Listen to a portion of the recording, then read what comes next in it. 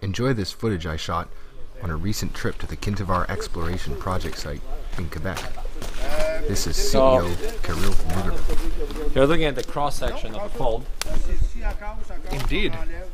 So the fold starts there, comes down, Oh, look at that. and that was mineralized. So then we started trenching a little bit more, and that's when we found the marble unit. Yeah. And we are standing on the marble. So you see, we are standing on the opposite side of where they are standing. So that unit by itself, you'd never go and mine it. Now you combine those two units, Yeah. and then you combine the marble unit above it and below. That's structural thickening. Bonjour à tous, on est ici sur la zone Sherlock, une très belle zone minéralisée qui a été mise à jour l'an dernier en 2017. Et puis là on est dans la deuxième campagne de forage, donc le forage 015 ici, Ouais. qui va être publié prochainement, nous démontre vraiment le potentiel de la belle zone minéralisée. Indeed. Et puis, on voit très bien les roches, nos roches foncées, qui sont des marbres minéralisés en bornite, calcopyrite, donc des minéraux de cuivre. Et puis, on observe aussi les roches un petit peu plus pâles, qui peuvent être soit des gneiss, soit des niveaux calcosilicatés. Donc, vraiment, un très bel indice de découverte. Très content d'avoir fait cette découverte-là. Et puis, c'est ça, je vous invite à suivre notre campagne de forage qui fait le suivi en ce moment sur la zone minéralisée. Ouais. Merci. OK. Do the explanation in English while all the French geologists are there speaking French. But Great. Keep the sun on your face and speak closely to the camera as much as possible. so basically, we now landed at Lac Boisvert, which is just south of the Sherlock corridor. Our camp is 500 meters away from here. You'll have a beautiful lunch there. And then those guys just had some nice fish, so I'm hoping they'll give us the fish for lunch. But then all the access road, like basically you can drive here from Montreal, no problems. That road is fully connected. You don't have any weird fancy things to do. And we have another camp all the way to the south there. That other camp is mostly used for logging, for core cutting. It's a much bigger camp. All our storage, everything is set up there. And then Sherlock, what you'll see right now is the main corridor that we are working at the moment. Then Nasigon, you'll see more in the afternoon. And we stopped working on Nasigon a couple of weeks ago. The drill rig and everything came here. And we are now waiting for the assays from Nasigon before we go back there later in this year. And I saw in the presentation next something about trenching in July and August. Are all the any results from that out? All the results, where are we? So trenching, I've read some. We had some trenching results came out from Sherlock, Toby, and from Nasigon. There are more trenches that are being completed at the moment, and we recently published a picture on LinkedIn, and soon will appear on our website. A trench on the elementary zone, and elementary was a zone that was discovered, as you'll see, first by a couple of big boulders. Yep. The glaciers dropped it there, and we were like, okay, that must come from somewhere nearby. Then found one outcrop, Yeah. then started a little trench. Oh, it's mineralized. Oh, let's keep going. Then at the end of the day, it was a 50-meter long trench. And so this is the cover. This is the situation we're dealing with here too. This is the kind of setting. That's very simple for us to work through. Very easy to open a couple of areas for trenching, for drilling. Yeah. You'll see the drilling setups are very easy. Yeah. Very simple topography. You don't have any ups and downs. So very easy operation. And there is outcrop as well. There is outcrop as well. And boulders float, all kinds of interesting things. Boulders, thank you glaciers. Yes, for the indeed. big boulders. Most of the outcrop, except for the ones from the boulders, is actually not the mineralized marble. Yep. Usually the marble weathers down. Yep. So when it weathers down, you will kind of tend to hide that. And what weathers high are the gneissic units, which are not mineralized, but they are part of the sedimentary basin. Path, search, any clues you can get, right? Exactly. All right, thank you very much. Thank you. You're looking at the cross-section of a fold. Indeed. So the fold starts there, comes down, Oh, look at that. and that was mineralized. So then we started trenching a little bit more, and that's when we found the marble unit. Yeah. And we are standing on the marble. So you see, we are standing on the opposite side of where they are standing. So that unit by itself, you'd never go and mine it. Now you combine those two units, Yeah. and then you combine the marble unit above it and below. That's structural thickening. So underneath us as we walk, Yeah, so geophysics, is this one of the lows kind of on the magnetics? They belong to the same pit. Yeah. so you are walking within the low, Okay.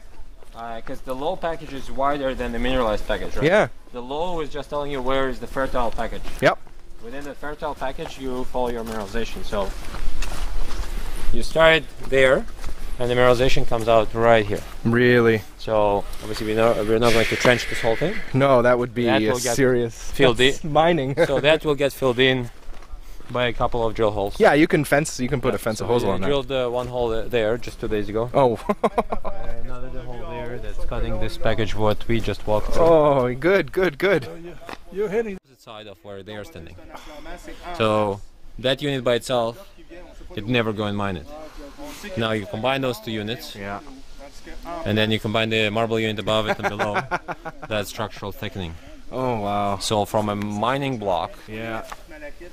Yeah, this is it. that's your mining This is the block. block, right, we're looking at. That's not mineralized. And so this unit that we're Hydraulic. standing above Yes. is the same one that they're standing Yes, on but above. we are. But it's been bent and... Yes. So you see Wow. the sandstone is in the center.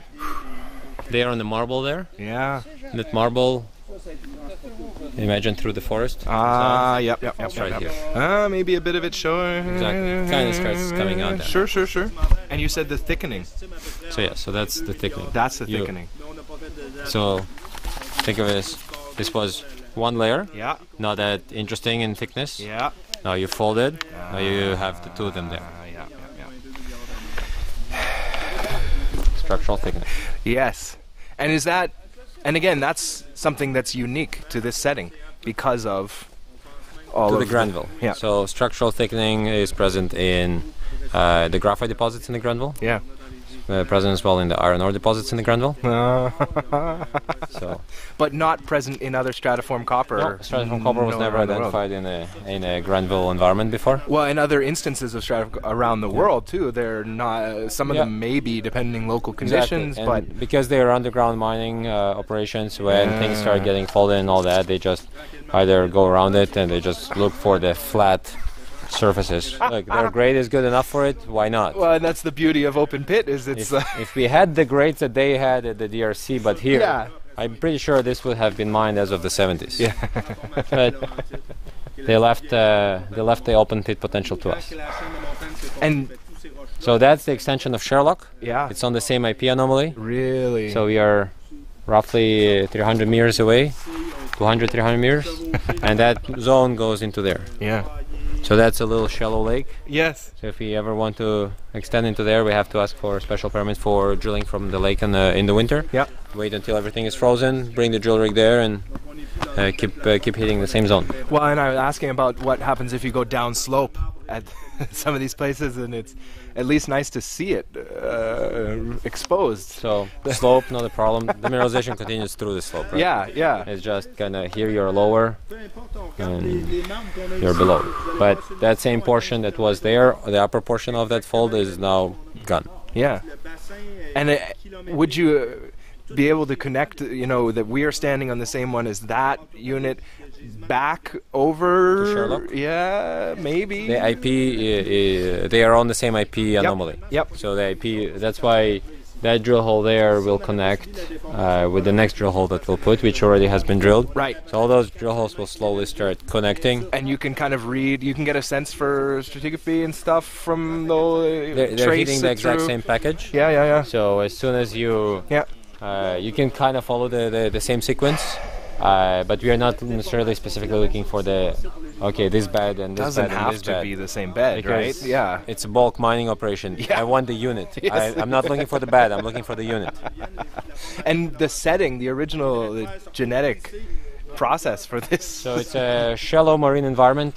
That sandstone and that marble would form near the continent. It won't be deep ocean. In the deep ocean, you'd be forming more the shales. which is actually one of the settings in Poland. Yeah. For the stratiform copper deposit there. Really? Here it's higher in the stratigraphic sequence, so you have a sandstone forming close to your shelf. The marbles and limestones are part of that near shore environment as well. So if you were much deeper, you'd probably start finding here some graphite. But as you can see, there's not a single grain of graphite in this area. All that part of the basin is located in the other parts of the Grenville, which is a very, very large regional basin. Yes. I mean, Grenville starts from northern Quebec, a portion of northern Quebec, and goes almost to Texas or something like that. So the fact that this was originally shallow relates to, and was it intrusive fluids or is it SEDEX? No, so shallow basement. Then the basement gets trapped, so something forms a trap for all the saline fluid in the basin. Yep. So quite often it would be an evaporite. That evaporite does not let fluid go up anymore. It does not let the fluid circulate top to bottom. Yep. The fluid keeps circulating only at the bottom. So whatever is the original host rock of the copper, let's say whether it's volcanics or clastic sediments, everything starts leaching with that salty fluid at a certain temperature there. Everything starts leaching and leaching and leaching and leaching.